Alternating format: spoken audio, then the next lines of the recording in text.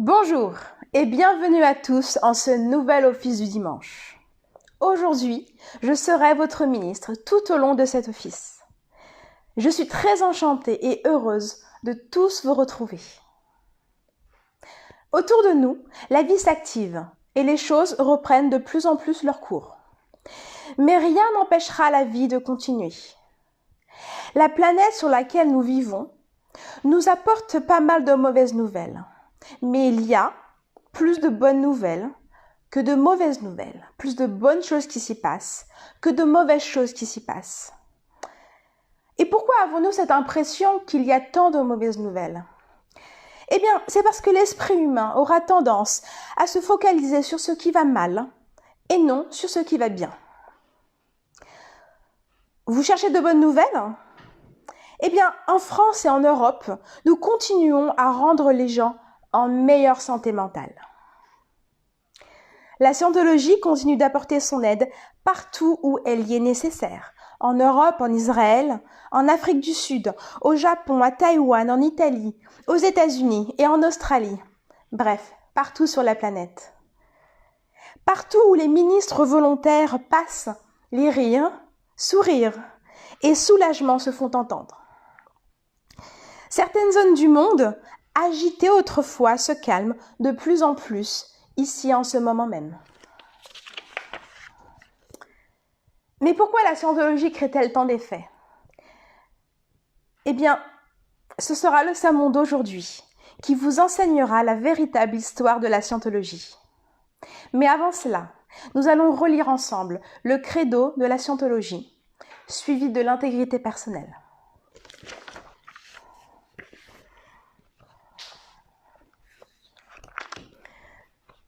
Le credo de l'Église de Scientologie.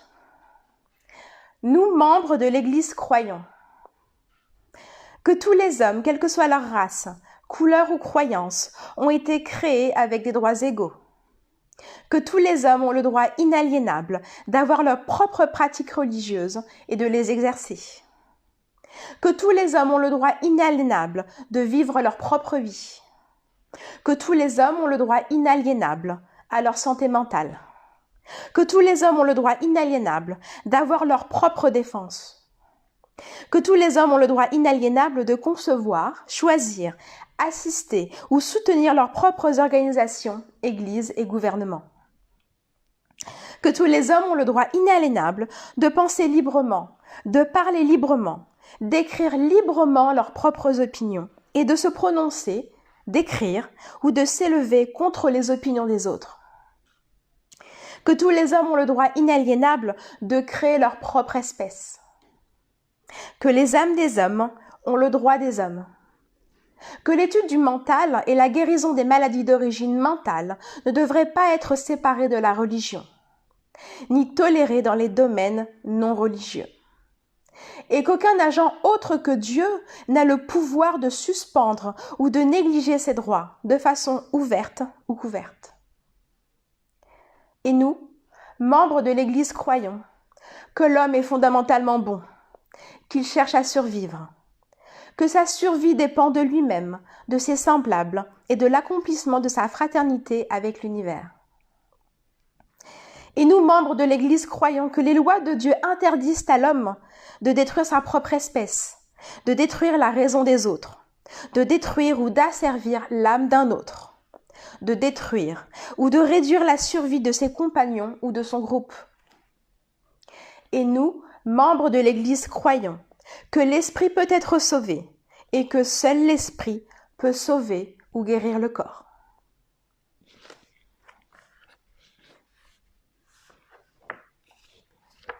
À présent, nous allons lire ensemble l'intégrité personnelle.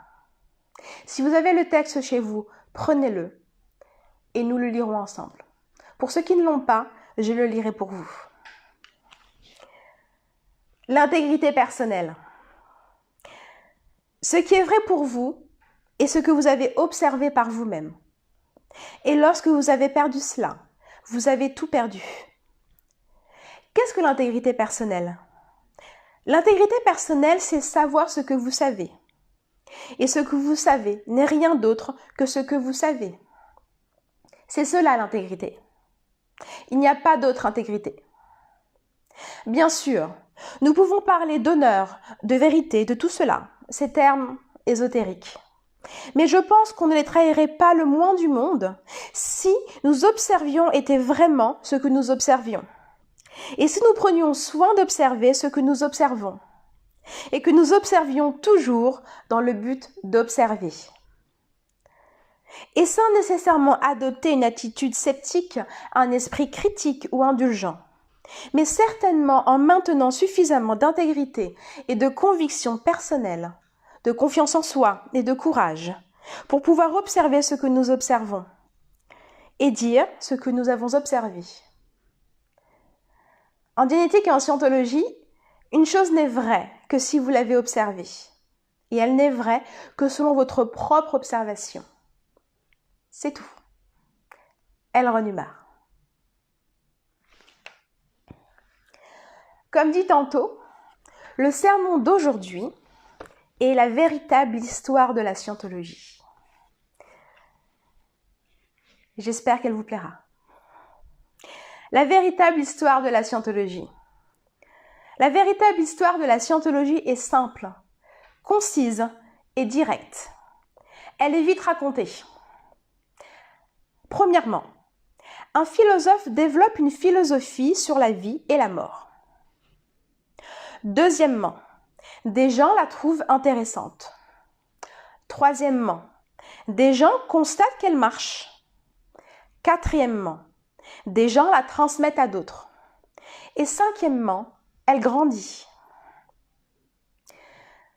Lorsque nous examinons ce très bref et très juste récit, nous voyons qu'il doit y avoir dans notre civilisation quelques éléments extrêmement perturbateurs pour que l'on puisse croire autre chose à propos de la scientologie. Ces éléments perturbateurs sont les marchands de chaos. Ils font commerce de confusion et de bouleversement. Ils gagnent leur pain quotidien en créant le chaos. Et si le chaos venait à diminuer, eh bien leurs revenus en feraient autant. Le politicien, le journaliste, le toubib ou le médecin, le fabricant de drogue, le militariste et le fabricant d'armes, le policier et le croque-mort, pour nommer la tête de liste, ne s'engraissent que grâce à un environnement dangereux.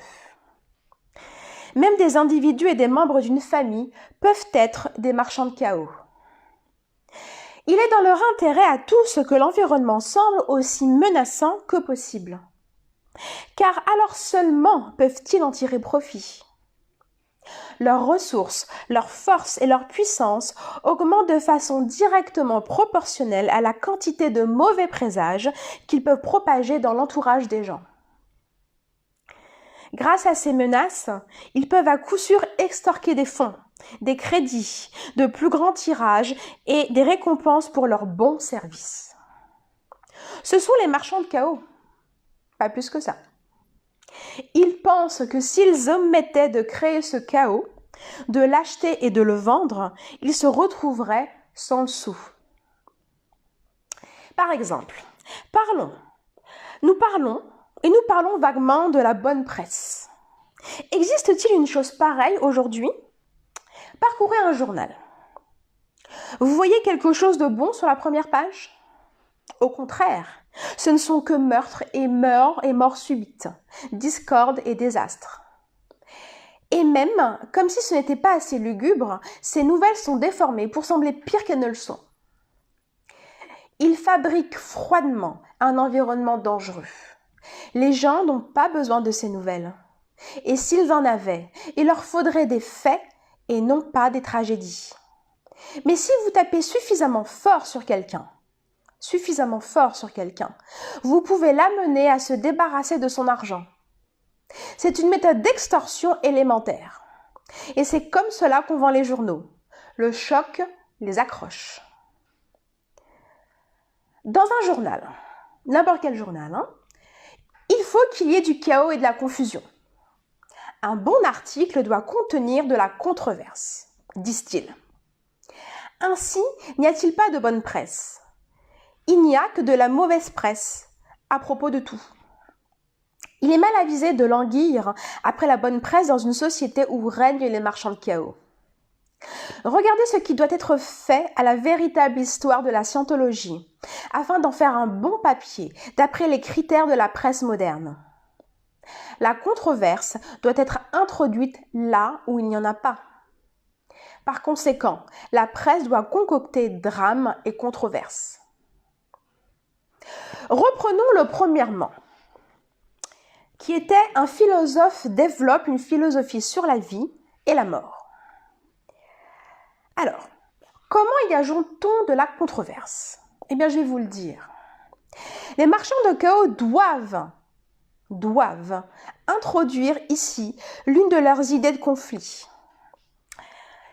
Ils introduiront « Ce n'est pas un docteur en philosophie », se croit-il obligé d'affirmer. Ils n'ont pas tout à fait la hardiesse de dire que ce n'est pas une philosophie. Mais ils peuvent continuer comme cela éternellement, poussés par leur dessein à tenter d'invalider l'identité de la personne qui développe la philosophie. Et en fait, le créateur de cette philosophie possédait une solide formation dans les lettres et les sciences humaines et jouissait d'une culture probablement bien plus vaste en philosophie traditionnelle que celle de beaucoup de professeurs de philosophie dans les universités. L'effort d'un seul homme en termes d'heures d'études et de recherche est herculéen et forme un record jamais approché de mémoire d'homme. Mais ceci ne serait jamais considéré digne de faire la une des journaux.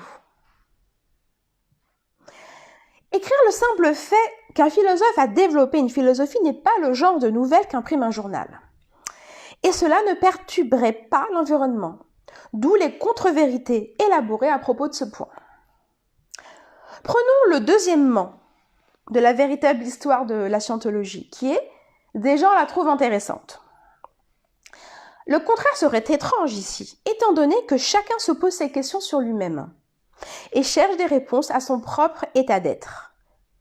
Et la vérité fondamentale de ces réponses peut être observée dans les conclusions de la scientologie. Cependant, pour en faire un papier, cela doit être rendu troublant. Alors il faut raconter que les gens sont kidnappés ou hypnotisés et sont des victimes que l'on traîne pour leur faire lire des livres ou écouter des conférences de force. Le marchand de chaos laisse complètement de côté cette idée. Des gens constatent qu'elle marche. C'est un terrain glissant pour lui. Des gens constatent qu'elle marche. La presse ne se risquerait jamais à mentionner l'efficacité de la scientologie, quoique dans son esprit, il n'y ait pas le moindre doute qu'elle marche, effectivement. Et c'est pour cela qu'elle est dangereuse. La scientologie apaise l'environnement. Donc tout moment passé à essayer de convaincre la presse que la scientologie marche est du temps perdu à angoisser un journaliste. Pour ce qui est du quatrièmement, des gens la transmettent à d'autres. La presse se sent trahie. Ben non. Personne ne devrait croire quelque chose qui n'est pas dans les journaux. Comment ose-t-on laisser faire le bouche à oreille ? Alors, pour essayer d'empêcher les gens d'écouter, le marchand de chaos doit employer des mots comme « secte ». Ils disent « c'est un groupe très fermé ». La scientologie est un groupe très fermé, alors que la scientologie est le groupe le plus ouvert à tous sur Terre. Et il faut qu'ils attaquent les organisations et leurs membres pour essayer d'écarter les gens de la scientologie. Et enfin, ce qui concerne le cinquièmement, elle grandit. Alors là, il y a vraiment objection. À mesure que la vérité avance, les mensonges meurent. Le massacre des mensonges est un acte qui enlève le pain de la bouche du marchand de chaos. Il pense que s'il ne peut plus mentir de tout son soûl et se lamenter que tout va très très mal, alors il va mourir de faim. Selon le marchand de chaos, ce monde ne doit surtout pas devenir un monde meilleur. Surtout pas. Si les gens étaient moins tourmentés, moins abattus par leur environnement, il n'y aurait plus de nouveaux crédits pour la police, ou pour les armées, ou pour les gros missiles, et il ne resterait plus un centime pour une presse criarde et tapageuse. Aussi longtemps que nous vivrons dans un monde où plus il y a de scandales et plus le politicien monte en grade, plus il y a de crimes et plus la police est payée, et où plus les gens sont malades et plus les médecins engraissent, alors il y aura des marchands de chaos. Ils sont payés pour ça. Et le danger qui les menace, c'est la simple histoire de la scientologie, car c'est la véritable histoire. Et dans son sillage naît un environnement plus serein dans lequel un homme peut vivre et se sentir mieux. Si vous ne le croyez pas, arrêtez de lire les journaux pendant 2 semaines et voyez si oui ou non vous ne vous sentez pas mieux. Et vous imaginez si toute cette agitation était résolue? Imaginez. Ce qui est vraiment malheureux dans tout cela, c'est que bien sûr, même le marchand de chaos a besoin de nous. Non pas pour s'enrichir, mais simplement pour vivre lui-même en tant qu'être. Ainsi, la véritable histoire de la scientologie est-elle une histoire simple et trop vraie pour que l'on s'en détourne. Pour plus d'informations sur la façon de reconnaître ou de remédier à un environnement dangereux, lisez le livret Solutions à un environnement dangereux. Les mêmes informations se trouvent aussi dans le très complet Manuel de scientologie tiré des œuvres de Ron Hubbard. Elles vous donneront la technologie dont vous avez besoin pour vous occuper des marchands de chaos dans votre entourage, ainsi que pour créer un monde plus sain dans lequel les hommes peuvent devenir libres en toute sécurité. À présent, mes amis, nous allons faire la liberté.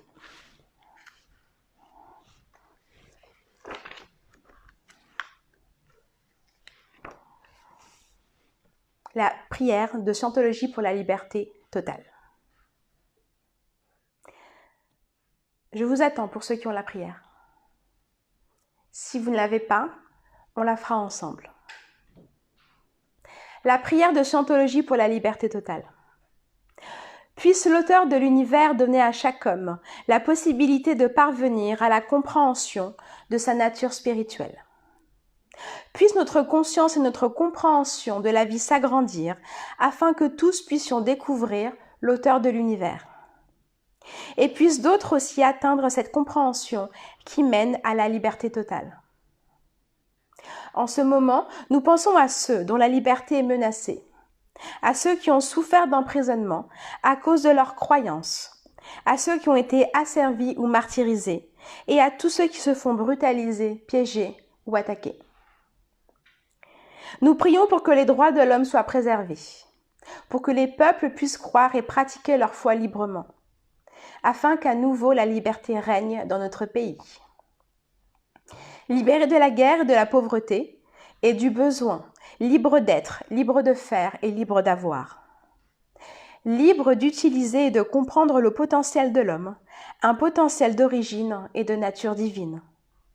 Et libres de parvenir à cette compréhension et cette conscience qu'est la liberté totale. Dieu fasse qu'il en soit ainsi.